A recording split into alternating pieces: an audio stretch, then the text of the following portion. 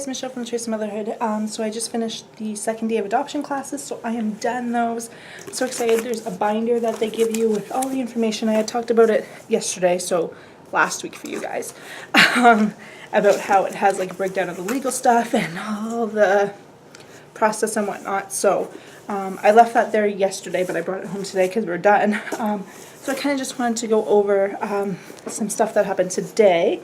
And then talk to you guys about like my next steps, which by the time you're seeing this, you probably know what my next steps are because I probably have talked about it in different videos. I actually wanted to do a YouTube, like upload to YouTube just straight from my phone, but my phone like restarted, so I'm going to film that after this.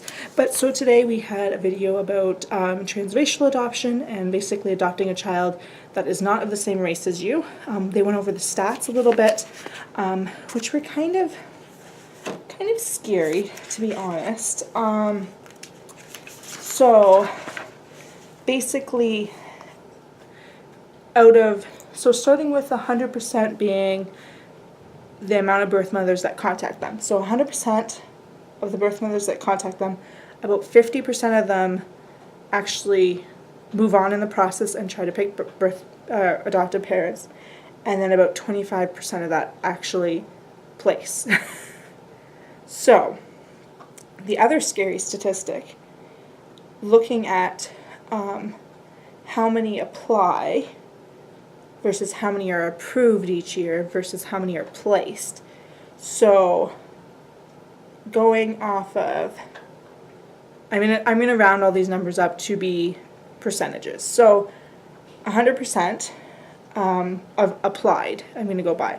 So of 100% of applied, about 60%, 60 to 70% actually are approved. And then of that, about 20% are matched. And placed, I should say. Like actually receive a baby. So only 20% actually get matches. So right now they currently have 90 people waiting, or 90 families waiting. Those are all approved, applied. So, like for me right now, I'm not approved, but I've applied, so I would be included in that statistic, for instance. So 90 people waiting, or in the process of waiting, getting to waiting. So 20% of that would be less than 20 people actually will have matches.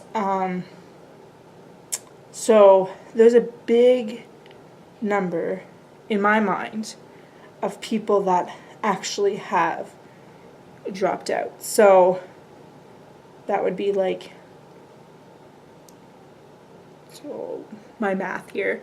So 30 to 40% will drop out before they even get approved. So, right? Yeah.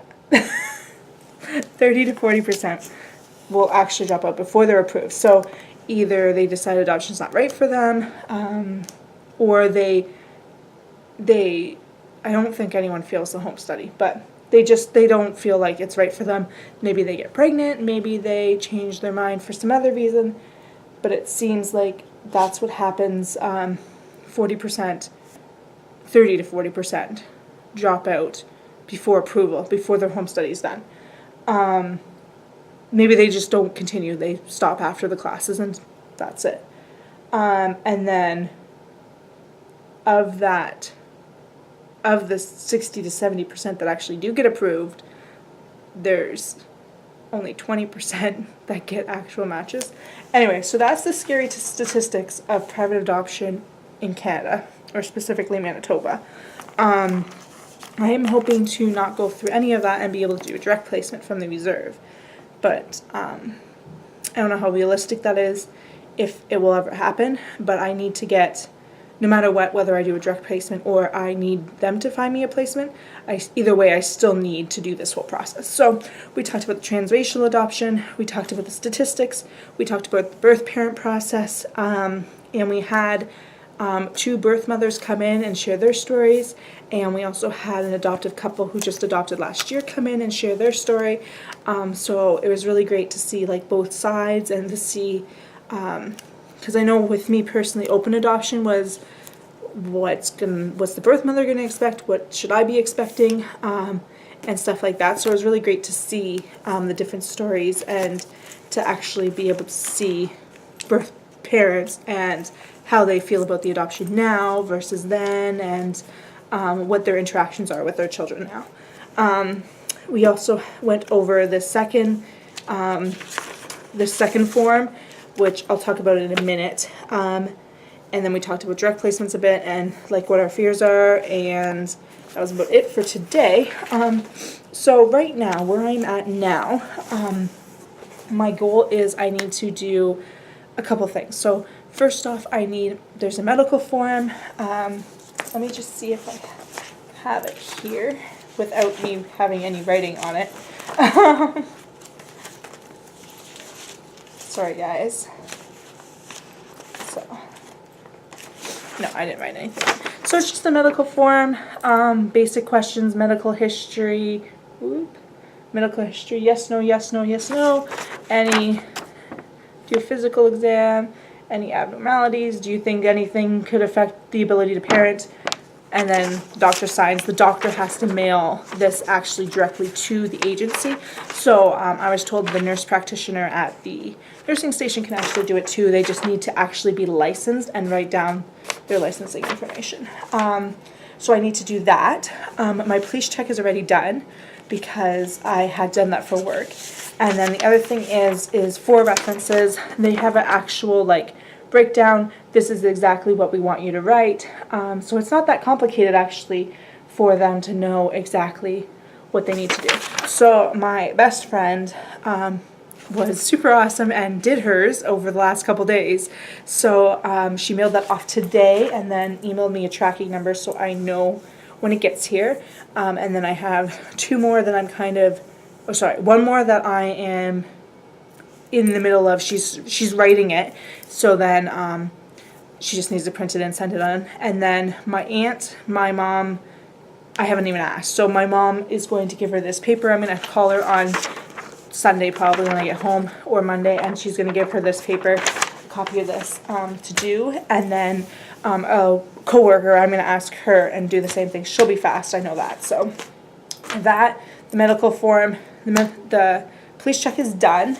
I then need to do a rough copy of my Dear Birth Mother letter. Does not need to be a final copy because they'll go over with that at my first home study meeting. The other thing is my photos. I need to do all that. So that I'll probably do that next weekend or during this week. The Dear Birth Mom letter and the pictures, and just give myself some time to be working on it off and on. Joys of having a job where I don't really have to do a whole lot after work is fantastic. So I have that to do, and then I have, again, I'm going to try to show you guys this without showing all my information on it. Shova just stole a water bottle again. So there is a form. How much of this did I fill out? So I'm just going to fold this down. I'm pretty sure you don't need all my personal information. But there's just this form with some questions like strongest personality qualities, changing one thing about yourself, like all these like personal. My hardest probably is how did you cope with a crisis in your life? That's probably my hardest. Career goals, medical background, any mental illness. There's a whole thing. I'll show you guys this for those who are married. But basically, what qualities do your partners have? What do you like to do with your partner? Stuff like that. There's part about your family, so like your parents, your siblings. How were you raised, basically. There is a section, fertility history, which I am not counting the chemical pregnancy as a miscarriage.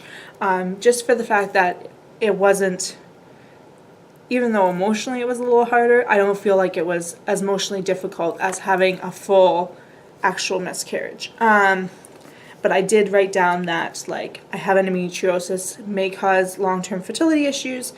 I haven't actually been diagnosed with infertility, and I've never been through fertility treatments, but there is a possibility that I may have fertility problems. There's a thing about your current children and how you currently parent them. Then there is why are you applying for adoption? How are you preparing? Stuff like that. How do you think it will be different from how you were raised?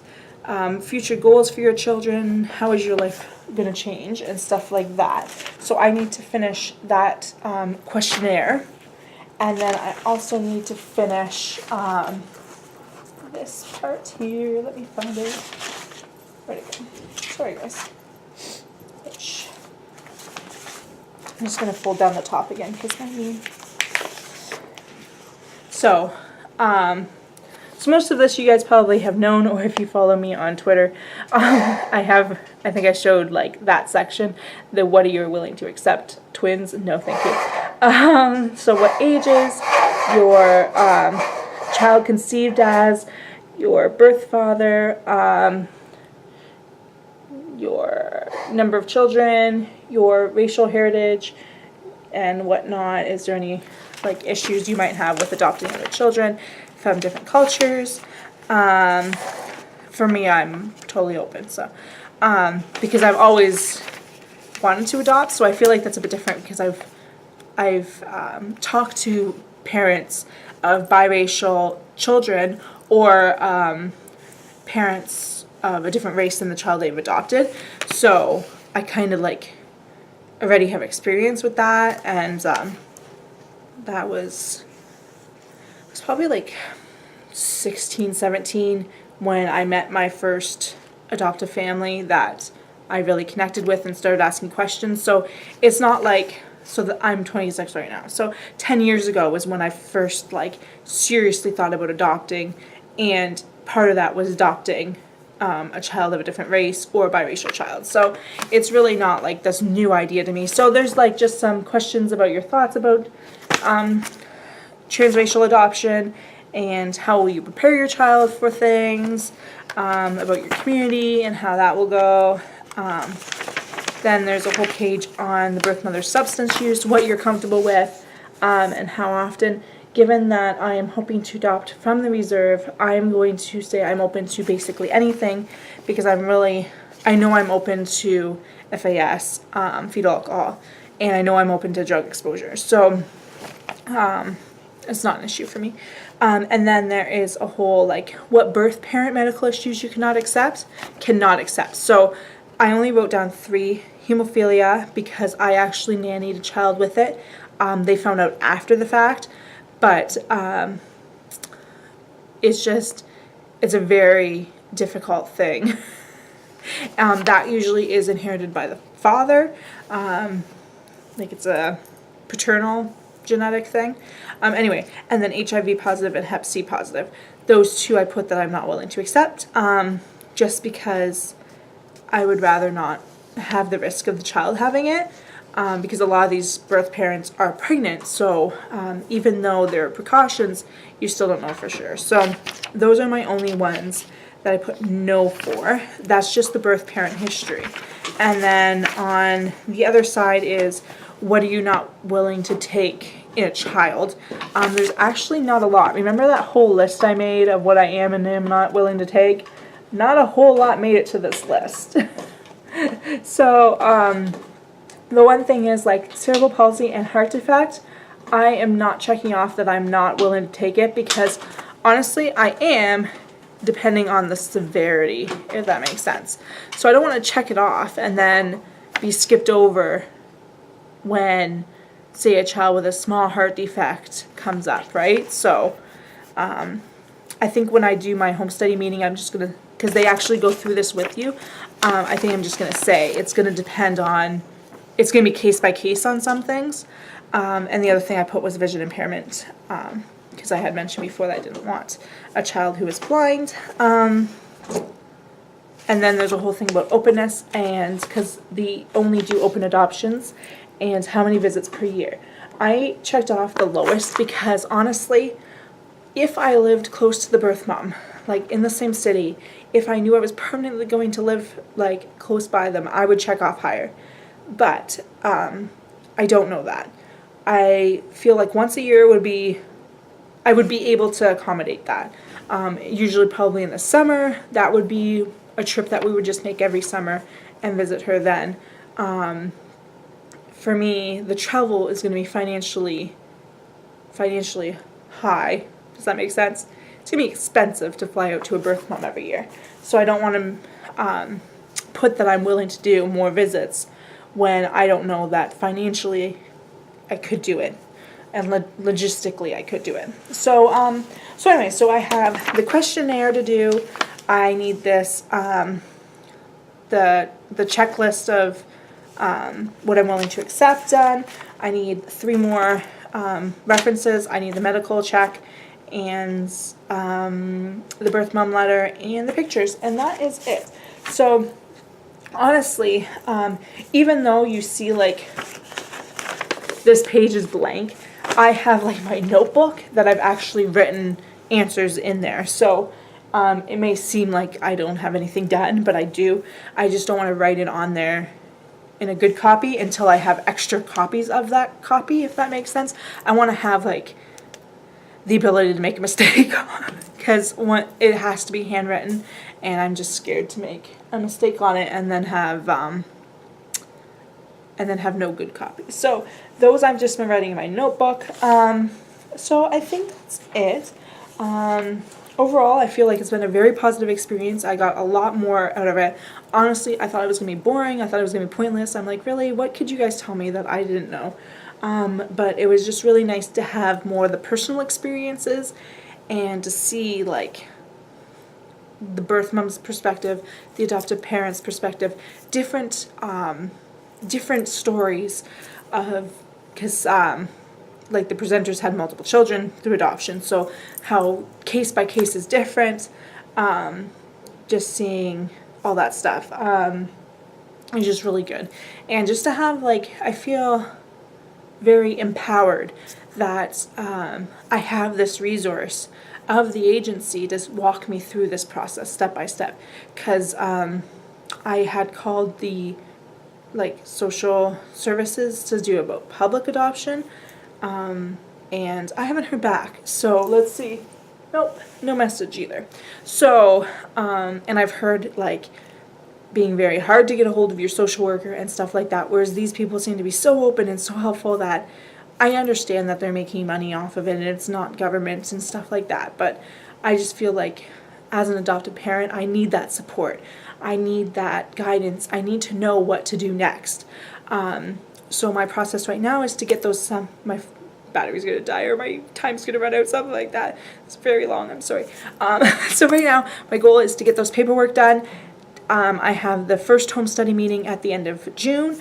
Then I hope to do the home visit in August before school starts, and then be approved shortly after. And during that waiting time, I am searching for a birth mom that's due, say, after November, December. So that's where I am right now. If you have any questions, feel free to post them down below. And thanks for watching. Bye.